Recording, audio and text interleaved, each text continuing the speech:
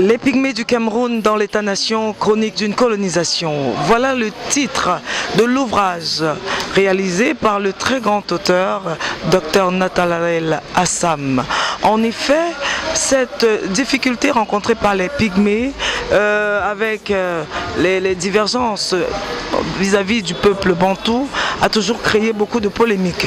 Alors, vu que la colonisation ayant affecté beaucoup plus les peuples bantous et que les Pygmées sont toujours restés en retrait, on a réussi à observer cette marginalisation qui a toujours fait du peuple pygmée un peuple trop bas, un peuple léger, un peuple pas très important, mais que l'on rattrape très souvent lorsqu'on a besoin de se faire soigner, de se faire protéger à travers la culture et les gris-gris. Aujourd'hui, le docteur Nathanaël Assam nous fait vivre cette culture pygmée d'une autre façon. À travers cet ouvrage, allons découvrir à partir de la dédicace qui se déroule ici même au siège de l'Enfance Joyeuse du Cameroun à Bonanjo, Douala, à partir de l'émission Comptoir d'Afrique sur Vision 4 Télévision, les moments forts.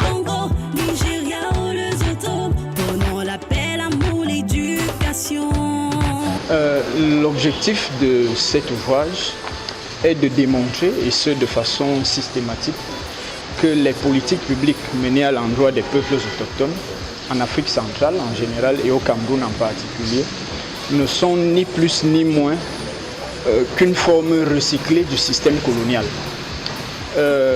Pour le démontrer, nous avons établi un parallèle de forme et de fond entre le système colonial tel qu'on l'a connu à l'époque classique, on va dire, et ce à quoi nous observons aujourd'hui.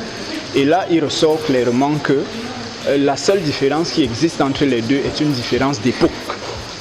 Pour le reste, nous avons absolument le même bouillon colonial avec les trois principaux ingrédients qu'on a pu établir dans cet ouvrage, à savoir, premièrement, hier comme aujourd'hui, les mêmes prétentions, les mêmes préposés à civiliser les indigènes hier et à développer les Pygmées aujourd'hui. Deuxièmement, on a les mêmes modalités opérationnelles pour parvenir à ce premier objectif qui se décline hier par le piétinement, l'étouffement, le déni et la destruction pure et simple des cultures et du patrimoine indigène.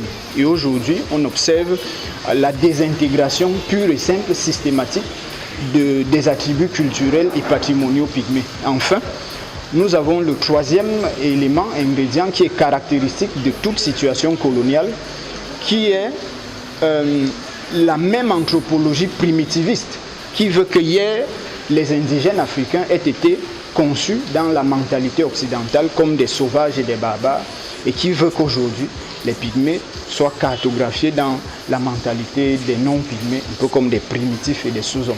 Donc voilà globalement l'économie de ce qui ressort de cet ouvrage. Évidemment, nous évoquons également les enjeux fondamentaux qui ressortent de cette résurgence du colonialisme au sein des sociétés intra-africaines.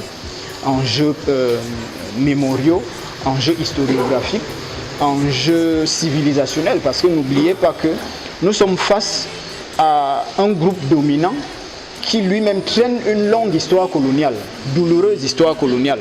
C'est-à-dire que ce sont des populations qui, à un moment donné de leur histoire, ont été asservies au système colonial, l'ont combattu, ont pu dans une certaine mesure s'en libérer, et puis par la suite, ils ont bâti leur mémoire collective, leur imaginaire collectif, leur histoire collective sur la réprobation totale et sans concession du système colonial.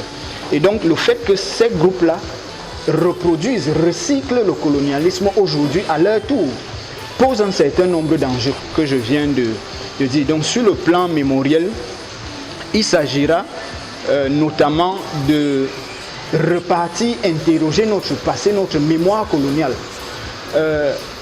Le rapport qu'on entretient avec cette mémoire coloniale, pour constater qu'au moment où nous colonisons les Pygmées aujourd'hui, nous avons nous-mêmes, il y a moins de 70 ans, croupi sous le joug colonial.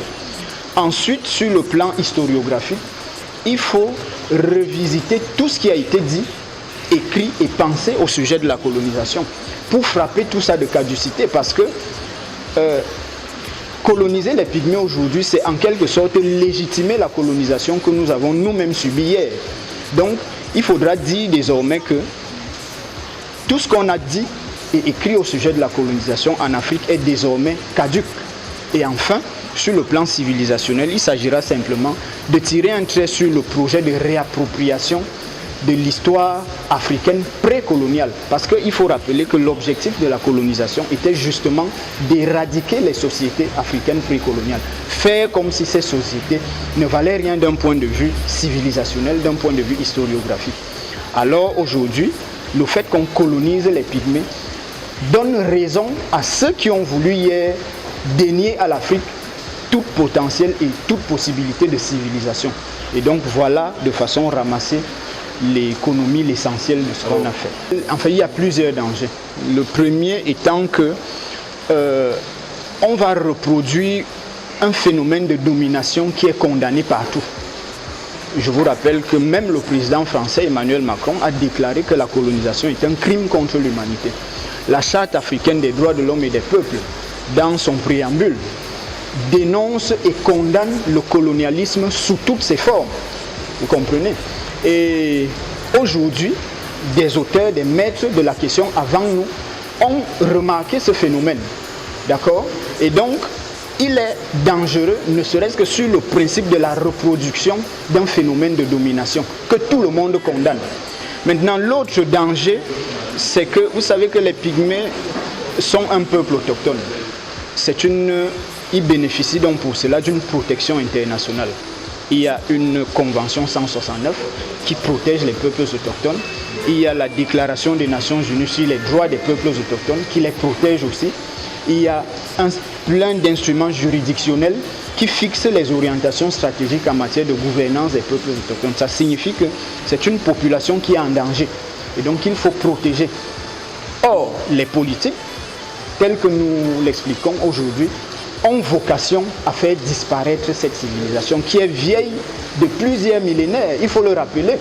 Tout le monde sait que les Pygmées sont les plus anciens habitants de la forêt. Or, ils ont emmagasiné sur des millénaires des savoirs monumentaux que le Cameroun et le reste des pays qui abritent les peuples autochtones gagneraient à protéger. Donc, c'est dangereux de travailler à faire disparaître cette civilisation. Il faut donc prendre un certain nombre de mesures. Alors, Dr Assam, on imagine qu'il n'y a pas que les politiques dans lesquelles la culture tend à disparaître, et spécialement dans le contexte de nos jeunes qui ignorent même quelles sont leurs origines. Justement, nous avons un certain nombre d'objectifs allant dans le sens de faire de cet ouvrage quelque chose de connu.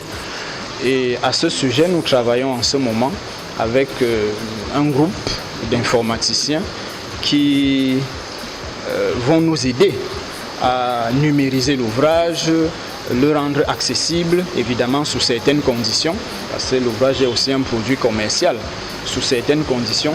Donc on travaille à ce sujet, sur cette question-là. Est-ce qu'on peut imaginer que vous sentez une satisfaction même si on n'a pas encore commencé la résistance en tant que telle, est-ce que vous sentez une satisfaction en Oh oui, bien sûr, bien sûr. Le seul fait d'être là, avec vous, avec les personnes qui sont déjà là, est pour nous l'objet d'une grande satisfaction. Nous travaillons sur cette question depuis plusieurs années. Nous avons eu beaucoup de difficultés à faire paraître l'ouvrage, parce que ça coûte cher. Et donc, l'organisation de cet événement en soi est déjà une réussite. Maintenant, on va voir comment ça va se décliner au fur et à mesure que les choses évoluent. Au terme de cette dédicace qui nous a permis de découvrir réellement qu'est-ce qui se cache derrière la culture pygmée et les difficultés rencontrées par ce peuple vis-à-vis de leurs voisins et confrères que nous appelons spécialement les Bantous. On a compris donc que depuis la colonisation, les pygmées et Bantous ne présentent pas vraiment de véritables différences. Mais à partir de l'ouvrage signé Dr Assam Nathanaël, nous avons de fond en comble compris quelle était le véritable problème des pygmées. Les pygmées décrivent ici cette possibilité de vivre comme les autres citoyens à part entière, ici même au Cameroun qui est leur pays. Les pygmées décrivent ici cette marginalisation qui ne leur permet pas d'évoluer. Ils voudraient vivre comme tous les autres habitants de notre pays et bien sûr de l'Afrique. Ils voudraient que leurs enfants aillent dans les meilleures et les grandes écoles, que l'on ne ressente pas toujours à côté qu'il s'agit des pygmées, parce que les pygmées restent les habitants de notre pays. Alors comme un seul homme, nous contribuons dans le vivre ensemble à travers ce bel ouvrage du docteur Assam Nathanaël, et nous espérons qu'il fera plaisir à beaucoup de lecteurs et particulièrement à la jeunesse camerounaise qui tend un peu se perdre, sachant que la culture est ce qui nous reste lorsqu'on a tout oublié. Vision 4, la télévision africaine, vous êtes ce comptoir d'Afrique. Merci.